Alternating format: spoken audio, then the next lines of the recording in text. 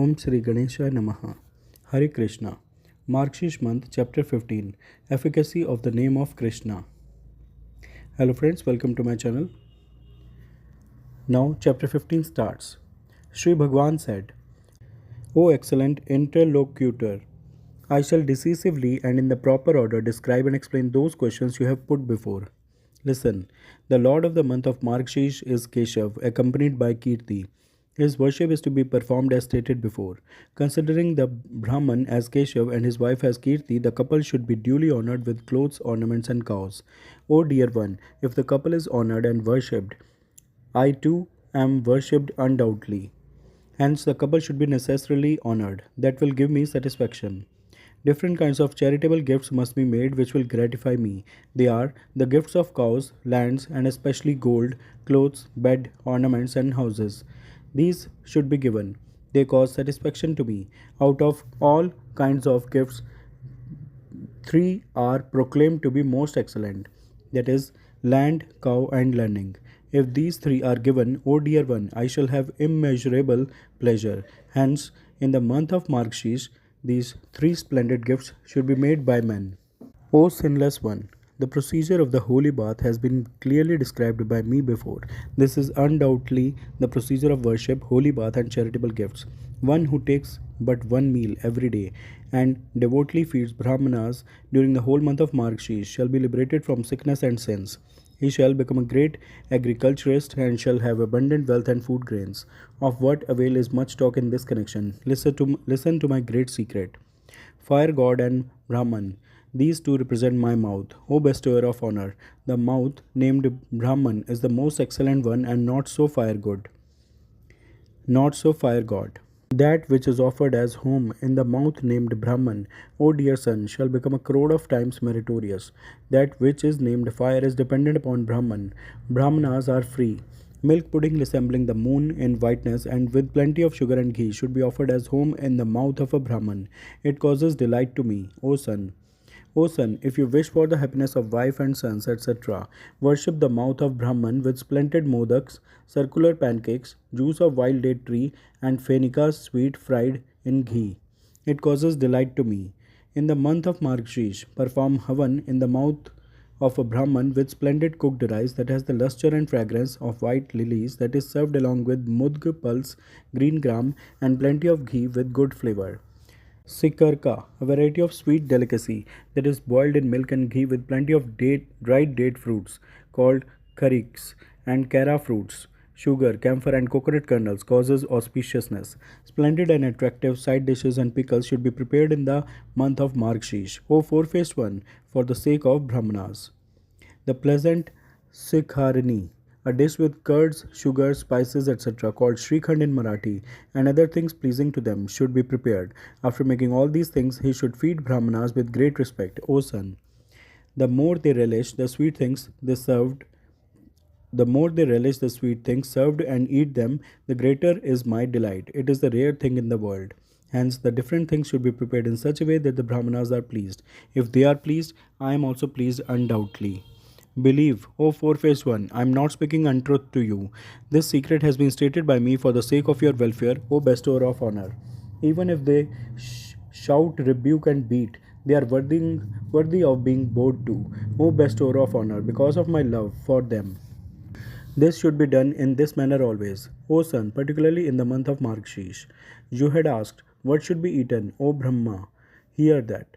My uchist, remnants after taking food, should be eaten by those who are devoted to me. O son, it is sanctifying. It bestows salvation even on sinners.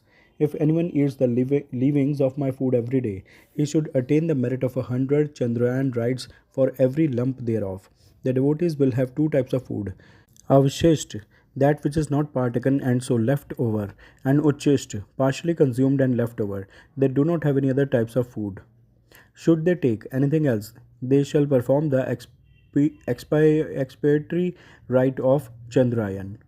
If anyone takes food, drink, etc., without dedicating it to me, the food is as bad as the faces of a dog and the drink just like liquor.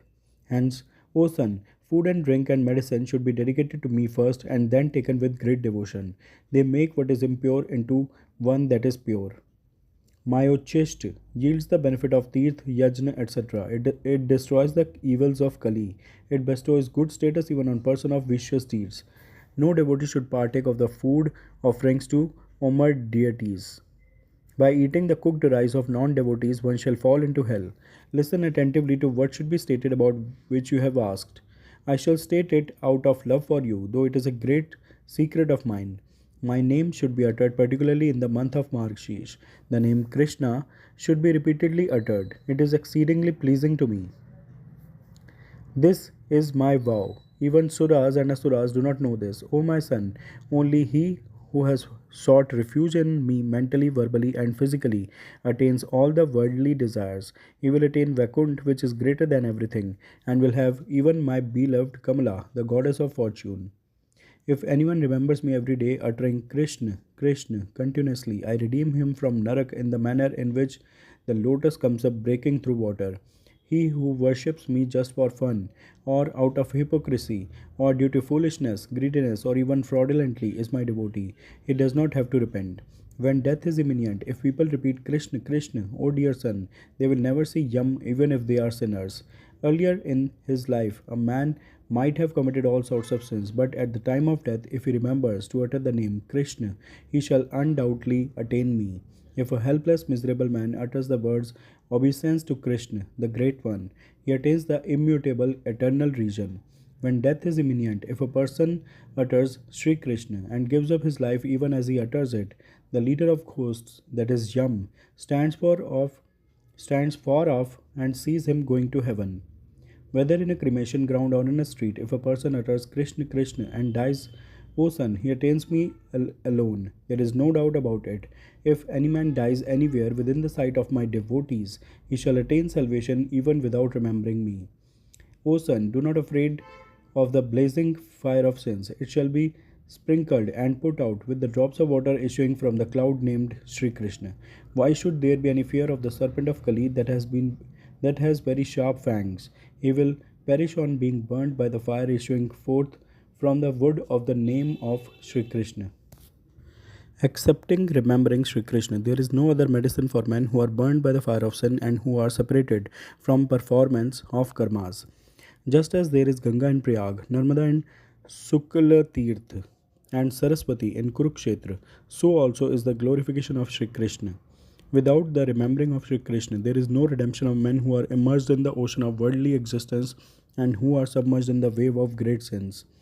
Accepting the remembrance of Sri Krishna, there is no Amar Viaticum, provision for a journey to those who go to the other world, to the sinning people who do not wish for it even at the time of death. There is Gaya, Kashi, Pushkar, and Kuru Jangal. O son, in mansions wherein there is the glorification of the Lord with the repetition Krishna Krishna every day. If the tongue of anyone prattles Krishna Krishna always, his life is fruitful, his birth is fruitful, his happiness alone is fruitful. If the two syllables Ha and Re are uttered by anyone at least once, he has girt up his loins for proceeding towards salvation. Sinning people cannot commit as many sins as my name is competent to burn down. If anyone glorifies the Lord by repeating Krishna, Krishna, neither his body nor his mind are pierced by sin. One will not be touched by sin and affliction if one glorifies the Lord by saying Krishna, Krishna. There shall be no ailment or sin in the mind of that man who never forsakes the wholesome and beneficial world Sri Krishna in Kali age. On hearing a man repeatedly uttering Sri Krishna, the Lord of the southern quarter, Yam, wipes off his sin acquired in the course of hundreds of births. The sin that is not dispelled by hundreds of Chandrayan, expiatory rites, and thousands of Parak rites is removed by repeatedly uttering Krishna, Krishna. I have no pleasure at all in hearing crores of other names. When the name Sri Krishna is uttered, I get more and more delight.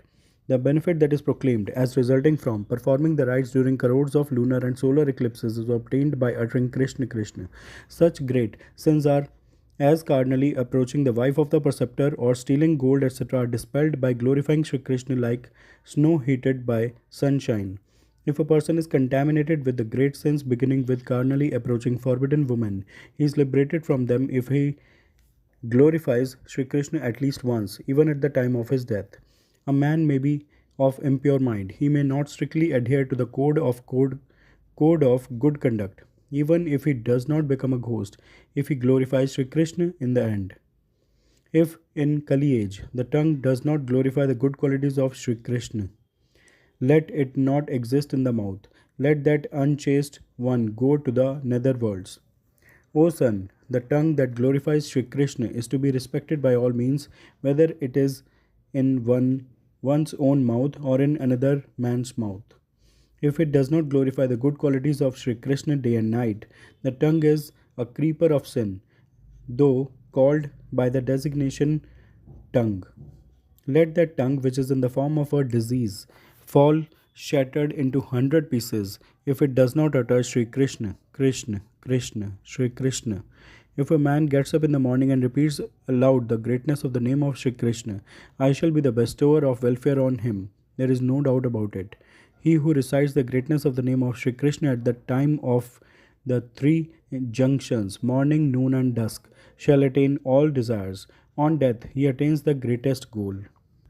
Margshirsh month, chapter 15, efficacy of the name of Krishna, is completed. All those who are listening, please say with me, Jai Sri Hari Vishnu Bhagwan, Jai Mahalakshmi Mata. Friends, please like and share this video. Also, do subscribe the channel. Thanks. Hare Krishna.